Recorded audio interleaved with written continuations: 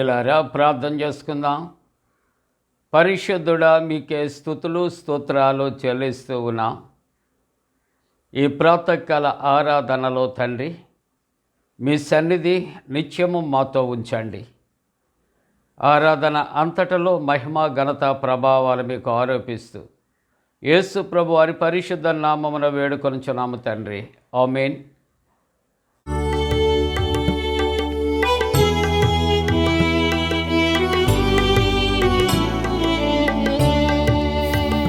వాసిల్లెను సిలువలో పాపక్షమా, యేసు ప్రభుని దివ్య క్షమ. వాసిల్లెను సిలువలో పాపక్షమా, కలువరిలో నా పాపము పొంచి సిలువకు నిన్ను యాహుతి చేసి, కలువరిలో నా పాపము పొంచి సిలువకు నిన్ను యాహుతి చేసి, కలుషహరా కరుణించితివి, కలుషహరా కరుణించితివి. వాసిల్లెను సిలువలో పాపక్షమా, దోషము చేసినది నేనే కదా, మోసములో బ్రతికిన నేనే కదా, దోషము చేసినది నేనే కదా, మోసములో బ్రతికిన నేనే కదా. మోసితివా నా శాపభారం, మోసితివా నా శాపభారం. వాసిల్లెను సిలువలో పాపక్షమా, పాపము చేసి గడించితి మరణం, శాపమేగానే నార్జించినది. పాపము చేసి గడించితి మరణం, శాపమేగానే నార్జించినది. కాపరివై నన్ను బ్రోచితివి, కాపరివై నన్ను బ్రోచితివి. వాసిల్లెను సిలువలో పాపక్షమా, ఎందులకో నాపై ప్రేమ, అంధదయా స్వామి నామదికి. ఎందులకో నాపై ప్రేమ, అంధదయా స్వామి నామదికి. అందులకే భయముందితివి, అందులకే భయముందితివి. వాసిల్లెను సిలువలో పాపక్షమా, నీ మరణపు వేదన వృథ కాదు, నామది నీ వేదనలో మునిగే. నీ మరణపు వేదన వృథ కాదు, నామది నీ వేదనలో మునిగే. క్షేమము కలిగెను హృదయములో, క్షేమము కలిగెను హృదయములో. వాసిల్లెను సిలువలో పాపక్షమా, నమ్మిన వారిని కాదనవనియు, నెమ్మదిను సగెడు నా ప్రభుడవని. నమ్మిన వారిని కాదనవనియు, నెమ్మదిను సగెడు నా ప్రభుడవని. నమ్మితి నీ పాదంబులను, నమ్మితి నీ పాదంబులను. వాసిల్లెను సిలువలో పాపక్షమా, యేసు ప్రభుని దివ్య క్షమ. వాసిల్లెను సిలువలో పాపక్షమా.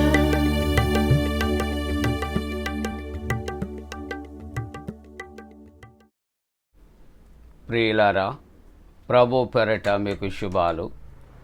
జన్మదినాలు, వివాహ దినాలు జరుపుకుంటున్న కుటుంబాలకు యేసుక్రీస్తు ప్రభు పరిశుద్ధ నామమున పండు friends and sisters YouTube channel ద్వారా శుభాకాంక్షలు తెలియజేస్తున్నాం. మీ కొరకు ప్రార్థన చేస్తూ ఉన్నాం. దేవుడు మిమ్మలను దీవించునుగాక. మంచిదండి, మీరంతా క్షేమంగా ఉన్నారు కదా, ఆరోగ్యంగా ఆనందంగా ఉన్నారా? మరి లెంటులో 28వ దినము కొరకు ఏర్పాటు చేయబడిన పరిశుద్ధ లేఖనాన్ని చదువుకుందాం. అందరము కూడా ఈ ఉదయకాలపు ఆరాధనలో పరిశుద్ధ గ్రంథాలు తెరచి యోహాను సువార్త 17వ అధ్యాయం 22వ వచనాన్ని చదువుకుందాం. యోహాను సువార్త 17వ అధ్యాయం 22వ వచనాన్ని చదువుకుందాం. మనము ఏకమై ఉన్నలాగున వారును ఏకమై ఉండవలెనని నీవు నాకు అనుగ్రహించిన మహిమను నేను వారికి ఇచ్చి తిని. ప్రియులారా, మరి ప్రభు పేరట మరి మీ అందరికీ కూడా శుభాలు మరి తెలియజేస్తా ఉన్నాను. ఈవేళ మనకు ఇవ్వబడినటువంటి అంశము సమైక్యత.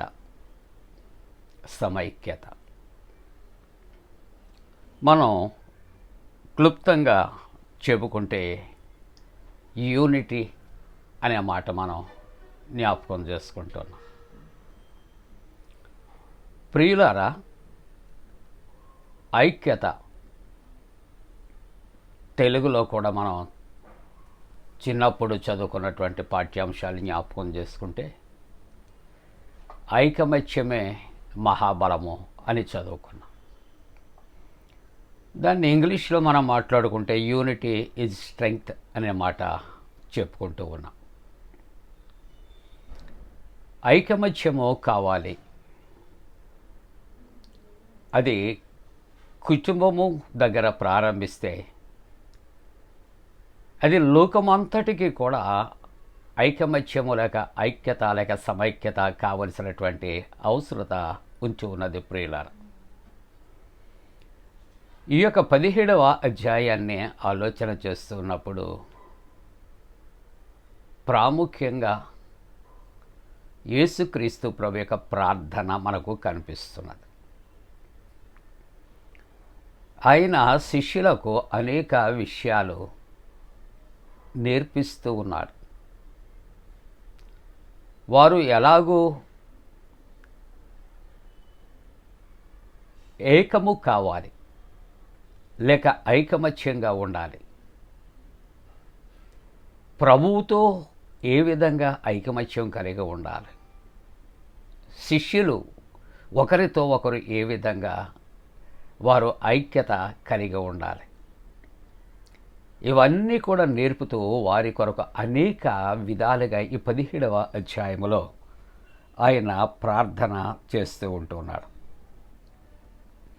అందుకని 17వ అధ్యాయము ఈ మొదటి వచనాన్ని చూస్తే యేసు ఈ మాటలు చెప్పి ఆకాశం వైపు కన్నులెత్తి ఇట్లా నేను తండ్రి, నా గడియ వచ్చి ఉన్నది. నీ కుమారుడు నిన్ను మహిమపరచునట్లు నీ కుమారుని మహిమపరచు.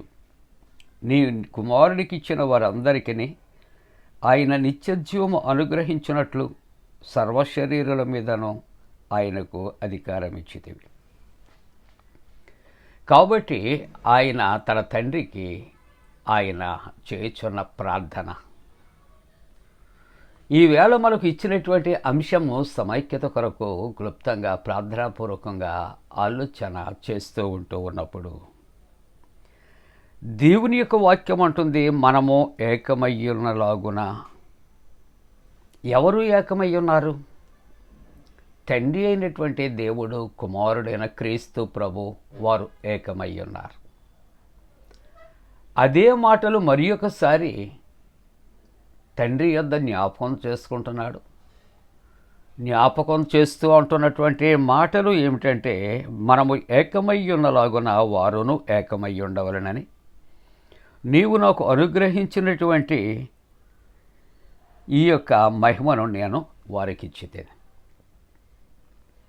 నీవు నేను ఎలాగైతే ఏకమై ఉన్నామో అలాగునే నీవు నాకు అనుగ్రహించినటువంటి ఈ మహిమను నేను వారికి ఇచ్చితేను. చక్కటి మాటలు. మనం ఏకమై ఉన్నాం. రెండవది, వారు కూడా ఏకమై ఉండాలి. ప్రభు యొక్క ఉద్దేశ్యం ఏమిటి అంటే, లోకములో కొన్ని ఉదాహరణలు చూపెడతాం. ఆ కుటుంబం చూడండి ఎంత ఐక్యత కలిగి ఉంటుంది, ఎంత చక్కగా ఉంటుంది, ఎంత భయభక్తులు కలిగి ఉంటుంది, ఎంత విధేయత కలిగి ఉంటుందని కొన్ని ఉదాహరణలు, కొన్ని కుటుంబాలను చూపెడతాం. అందుకే ప్రభు అంటాడు, నేను నీవు ఏకమై ఉన్నాం. అలాగునే ఇప్పుడు ఏం చేయాలట, వారు కూడా ఏకమై ఉండాలని నీవు నాకు అనుగ్రహించినటువంటి మహిమను నేను వారికి ఇచ్చితే. నీవు నేను ఏకమయ్యాం, అలాగే వారు కూడా మనతో ఏకమై ఉండాలి. ఈ మాటలు కొంచెం కాంప్లికేటెడ్గా ఉంటాయి వెనక ముందు మనం మాట్లాడుకుంటున్నప్పుడు. కానీ దీనిని చాలా క్లియర్గా మాట్లాడుతుంటే, నీవు నేను ఏకమై ఉన్నలాగున వారు కూడా మనతో ఏకమై ఉండాలి, కలిసి ఉండాలి, ఐక్యత కలిగి ఉండాలి, ఐకమత్యము కలిగి ఉండాలి. అది కుమారుడైన క్రీస్తు ప్రభు యొక్క ఉద్దేశం. 21వ వచనంలో అంటాడు, తండ్రి నాయందు నీవును నీ యందు నేనును ఉన్నలాగున. ఎంత చక్కటి మాట అండి, ఎంత క్లియర్గా మాట్లాడుతున్నాడు. తండ్రి నా యందు నీవున్నావు, నీ యందు నేను ఉన్నాను, అలాగున మన యందు ఏకమై ఉండవలెనని. ఎవరు? శిష్యులు. వారు ఏకమై ఉండవలనని వారి కొరకు మాత్రమే నేను ప్రార్థించటం లేదు, కానీ ఇక్కడ ఒక చిన్న క్లాజ్ అంటూ చూపెడుతూ ఉన్నాడు. వారు వాక్యములను నా యందు విశ్వాసముంచి వారు అందరూ. ఎవరట వారు? వాక్యమునందు ఎవరైతే విశ్వాసముంచుతారో వారందరూ కూడా ఏకమై ఉండవలనని వారి కొరకు ప్రార్థించచ్చు ఉన్నారు. చూసారా క్రీస్తు ప్రభు యొక్క ప్రార్థన? ఒకటి, నేను నీవు ఏకమై ఉన్నాం కాబట్టి వాళ్ళు మనతో ఏకమై ఉండాలి. రెండవ మాటలో అంటున్నటువంటిది ఏమిటంటే, నా యందు నీవు నీ యందు నేను ఉన్నలాగున వారు మన యందు ఏకమై ఉండాలి అనే ఉద్దేశ్యం ఉంది. కానీ ఆయన అంటాడు, వారి కొరకు మాత్రం నేను ప్రార్థించటం లేదు, కానీ వారి వాక్యము వలన నా యందు విశ్వాసముంచేవారు. అంటే ఏదో యాంత్రికంగా కలిసి ఐకమత్యంగా ఉన్నట్లు నటించటం కాదు, కానీ ఎవరైతే వాక్యాన్ని అంగీకరిస్తారో, వాక్యాన్ని ఎవరు విశ్వాసిస్తారో వారందరూ ఏకమై ఉండాలని వారి కొరకు నేను ప్రార్థన చేస్తూ ఉంటూ ఉన్నాను. ఒకవేళ యోహాను సువార్త 1వ అధ్యాయం 1వ వచనాలు జ్ఞాపకం చేసుకుంటే, ఇక్కడ వేదాంతపరమైనటువంటి ధోరణిలో ప్రభువు తన తండ్రితో అంటున్నాడు, వాక్యమునందు విశ్వాసం ఉంచటం అంటే, ఆది యందు వాక్యం ఉండేను, వాక్యము దేవుని యొద్ద ఉండేను, వాక్యమే దేవుడై ఉండేను. కాబట్టి తండ్రి ఎవరు? దేవుడు అని విశ్వసించాలి. కాబట్టి వాక్యమై ఉన్న దేవుని యందు ఎవరైతే విశ్వసిస్తారో వారు మనతో ఏకమై ఉండాలని వారి కొరకు నేను ప్రార్థన చేస్తూ ఉన్నాను అని ఇక్కడ దేవుని యొక్క వాక్యములో సెలవిస్తున్నది. కొరింథీయులకు రాసిన 1వ పత్రిక 12వ అధ్యాయం 27వ వచనంలో, అటువలే మీరు క్రీస్తు యొక్క శరీరమయ్యుండి వేరు వేరు అవయవాలై ఉన్నారు. మనమందరమును కూడా ఎలాగూ ఉన్నామో అంటే క్రీస్తు ప్రభు యొక్క శరీరమై ఉన్నాం. కానీ శరీరములు వేరువేరు భాగాలు. ఒక్కొక్క భాగానికి దేవుడు ఒక్కొక్క బాధ్యత అప్పగించాడు. అప్పగించబడిన బాధ్యత ఒక్కొక్క అవయవము నిర్వర్తించవలసిన అవసరం. కాబట్టి మనం అందరము కూడా క్రీస్తులో మనము ఏ విధంగా ఉన్నామంటే ఐక్యత మనము కలిగి ఉన్నాము. అందుకనే 1 కొరింథీ 12:12లో ఎలాగూ శరీరము ఏకమై ఉన్నాను, అనేకమైన అవయవములు కలిగి ఉన్నదో, ఎలాగూ శరీరము యొక్క అవయములన్నీ అనేకములై ఉన్నాను ఒక శరీరమై ఉన్నవో, అలాగే క్రీస్తు ఉన్నాడు. మనం అందరము క్రీస్తులో ఒక శరీరము అనే మాట. 12వ అధ్యాయం 13వ వచనంలో ఏలయనగా యూదులైనను, గ్రీసు దేశస్థులైనను, దాసులైనను, స్వతంత్రులైనను మనమందరం ఒక శరీరములోనికి ఒక ఆత్మయ్యుండి బాప్తిస్మం పొందితిమి. మనమందరము ఒక ఆత్మను పానము చేసితిమి. ఇక్కడ దేవుడు ఒకడు, బాప్తిస్మము ఒకటి, ఆత్మ ఒకటి. ఇవన్నీ కూడా ఒకదానితో ఒకటి ఐక్యపరచబడి ఉన్నాయి. మనం క్రీస్తు ప్రభు శరీరముల అవయవములుగా ఉన్నాం కాబట్టి ఆయనతో మనము సంఘముతో ఐక్యపరచబడవలసినటువంటి అవసరత ఉంది. కాబట్టి ఇక్కడ దేవుని యొక్క వాక్యములో 133వ సంకీర్తనలో సహోదరులు ఐక్యత కలిగి, సహోదరులు అంటే కుటుంబము కానీ, లేకుంటే సంఘము కానీ, లేక సమాజము కానీ, క్రైస్తవులు ప్రతి ఒక్కరూ కూడా ఐక్యత కలిగి ఉండాలి. మనతో మనము ఒకరితో ఒకరు ఐక్యత కలిగి ఉండాలి. మనము క్రీస్తుతో ఐక్యత మనం కలిగి ఉండాలి.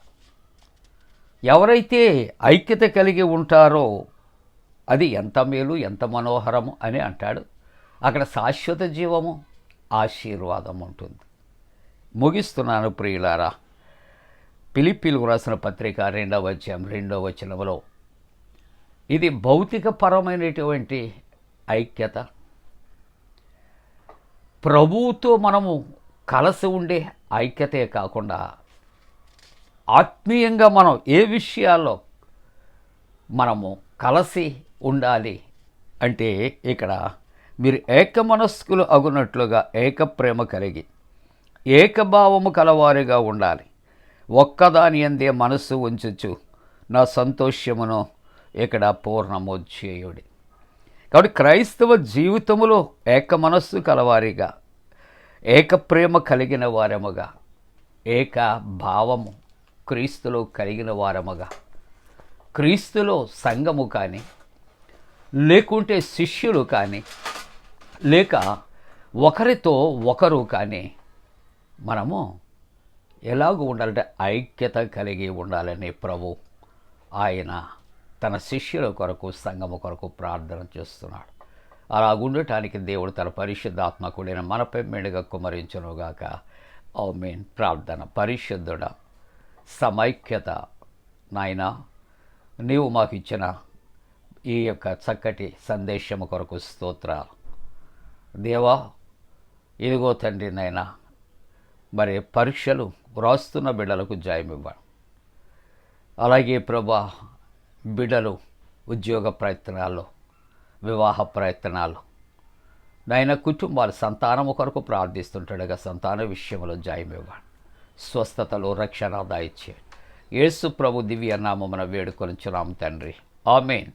పరలోకమందున మా తండ్రి, నీ నామం పరిశుద్ధపరచబడనుగాక, నీ రాజ్యం వచ్చునుగాక, నీ చిత్తం పరలోకమందున వేర్చినట్టు భూమి అందు నెరవేరునుగాక. మా ఇందిన ఆహారం నేడు మా దాయిచ్చే, మా ఏడల అపరాధం చేసిన వారిని క్షమించిన ప్రకారముల అపరాధము క్షమించము, శోధంలోనే తెక్క కీడును తప్పించము. రాజ్యము, శక్తి, మహిమ నిరంతరము నీవే ఉన్నవి. ఆమేన్. మన పరమ తండ్రి అయిన దేవుని యొక్క ప్రేమయు, ప్రభువైన యేసుక్రీస్తు ప్రభు కృపయు, పరిశుద్ధాత్మ యొక్క అన్యోన్య సహవాసము, ప్రాతకాల ఆరాధనలో ప్రభువుని ఆరాధిస్తున్న ప్రతి కుటుంబానికి తోడుగుండి సంరక్షించి కాపాడునుగాక. ఆమేన్.